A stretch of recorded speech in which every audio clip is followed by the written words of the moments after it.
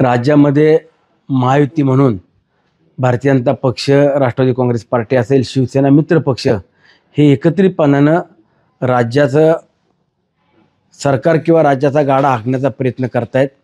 आणि महायुती राज्यात असताना स्थानिक स्वराज्य संस्थेच्या निवडणुकीला आपण देखील स्थानिक पातळीवरती महायुती म्हणून या निवडणुकीला सामोरे जावं अशा पद्धतीचं आव्हान मी भारतीय जनता पक्षातल्या स्थानिक नेते मंडळींना केलं होतं। त्यातून मागच्या 15-20 दिवसापासून आमच्या सातत्यानं चर्चा होत होत्या आणि चर्चेतनं आपण या निवडणुकीला कसं पुढं जायचं, नगराध्यक्ष निवड प्रक्रिया होत असताना किती वर्ष नगराध्यक्ष भारतीय जनता पक्षाचा किंवा राष्ट्रवादीचा असला पाहिजे, नगरसेवक पदाचे उमेदवार हे किती वर्षाकरता कुठल्या पक्षाचे असले पाहिजे, समित्या असतील, कॉप्शनमधनं जाणारे नगरसेवक असतील, हा सगळा फॉर्म्युला जवळपास 99% आमचा पूर्ण झाला होता। परंतु भारतीय जनता पक्षानं आपलं कमळ बाजूला ठेवावं, राष्ट्रवादी काँग्रेस पक्षानं आपलं घड्याळ बाजूला ठेवून समिती म्हणून ह्या शहरामध्ये एकत्रितपणे पुढे जाणं हे योग्य राहील असं मी ज्यावेळेला आव्हान केलं त्यावरती भारतीय जनता पक्षाच्या नेत्यांनी सांगितलं शेवटच्या टप्प्यात की आम्हाला आमच्या वरिष्ठांच्या सूचना आहेत की आपण कमळ चिन्हावरती लढवावं। तर त्यावरती आम्ही मुख्यमंत्र्याकडे जाण्याचा निर्णय घेतला। त्या अगोदर आमची चर्चा झाली होती, जर उद्या तळेगाव दाभाडे नगरपालिकेचा भारतीय जनता पक्षाचा उमेदवार हा नगराध्यक्ष पदाचा कमळ चिन्हावरती असेल तर लोणावळा शहराचा देखील उमेदवार आम्हाला तुम्ही राष्ट्रवादी काँग्रेस पक्षाच्या घड्याळ चिन्हावरचा द्यावा लागेल।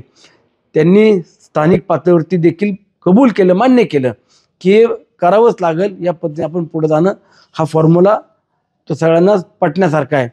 मग आम्ही मुख्यमंत्र्यांकडे गेल्यावरती आमचे 2-3 विषय होते। एकतर आम्ही समितीवरती लढावं, तर त्यावरती सीएम साहेबांनी सांगितलं तळेगाव दाभाडे नगरपालिकेत तू कमळ बाजूला ठेवलं किंवा घड्याळ बाजूला ठेवलं तर महाराष्ट्रात मेसेज चांगला जाणार नाही। आपण कुठले चिन्ह गोठू नका, तुम्ही कमळ चिन्हावरती तिथली निवडणूक लढवा आणि घड्याळ चिन्हावरती तुमचे उमेदवार तुम्ही उभे करा अशा पद्धतीने सांगितलं। मी त्यांना सांगितलं जर समजा नगराध्यक्ष हा तळेगावचा भारतीय जनता पक्षाच्या कमळ चिन्हावरती होणार असेल तर मला लोणावळ्याचा पण तुम्ही राष्ट्रवादी काँग्रेस पक्षाच्या घड्याळ चिन्हावरचा द्या। तर मग त्यांनी सांगितलं तुम्ही तळेगावला 2.5 वर्ष केलेत, लोणावळ्याला काय करणार? मग लोणावळ्याला मी त्यांना तयार झालो की ठीक आहे 2.5 वर्षानंतर तुम्ही तिथेही भारतीय जनता पक्षाचा कमळ चिन्हाचा उमेदवार 2.5 वर्षानंतर नगराध्यक्ष म्हणून आपण त्यांनाही संधी देऊ। हे 2 फॉर्म्युले क्लिअर झाले। त्यानंतर तिसरा विषय होता तळेगावच्या जागेच्या संदर्भातला। त्यांनी 12 जागा मागितल्या, मी 10 जागावरती अडून होतो। नंतर मी 11 जागा केल्या, ते 12 जागेवरती होते। परंतु सीएम साहेबांनी सांगितलं ठीक आहे ते 11 जागा करून संपून टाका।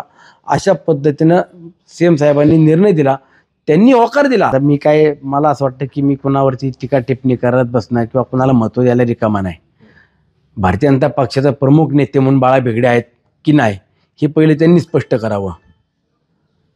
गणेश भेगडे भारतीय जनता पक्षाचे तालुक्याचे प्रमुख नेते आहेत का नाही त्यांनी स्पष्ट करावं। तर त्यांना सोडून जर दुसरे कोणी नेते असतील तालुक्यातले प्रमुख तर ते समोर आले तर मी त्यांच्याशी चर्चा करेल आणि त्यांच्याशी चर्चा करून निर्णय घेईल। मुख्यमंत्र्यांनी सांगितलं एक निर्णय तर आज तरी महाराष्ट्र मुख्यमंत्र्याचा शब्द अंतिम असं म्हणता येईल ना।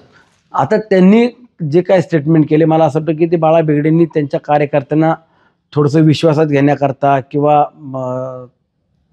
त्यांच्या मागं पाठबळ आहे आमचं हे दाखवण्याकरता जर काही असं स्टेटमेंट केलं असेल तर मला माहीत नाही। बघूया, अजून फॉर्म भरण्याचे दिवस संपलेले नाही आहेत, माघारीचे दिवस संपलेले नाही आहेत। जर तशा पद्धतीने त्यांनी भूमिका घेतली तर पुढं मला जे काय ते स्पष्टीकरण द्यावं लागेल। परंतु बाळा भेगडेंनी कार्यकर्त्यांना थोडंसं पाठबळ किंवा आपण एक समझोता करण्याकरता त्यांनी वक्तव्य केलं असं मला असं वाटतं। नाही, राज्यामध्ये आता शरद पवार आणि अजित पवारांची राष्ट्रवादी एकत्र येण्याची शक्यता आहे। मावळमध्ये काय भूमिका असेल? शरद पवार यांच्या पक्षानं जर एक पाऊल पुढे टाकलं तर तुमची काय भूमिका? पहिलं महायुती म्हणून आम्ही पुढे चाललेलो आहोत एक। दुसरं जर समजा महायुतीत पवार साहेबांचा पक्ष सुद्धा आमच्या सोबत येत असेल तर आम्ही त्यांचं स्वागत करू।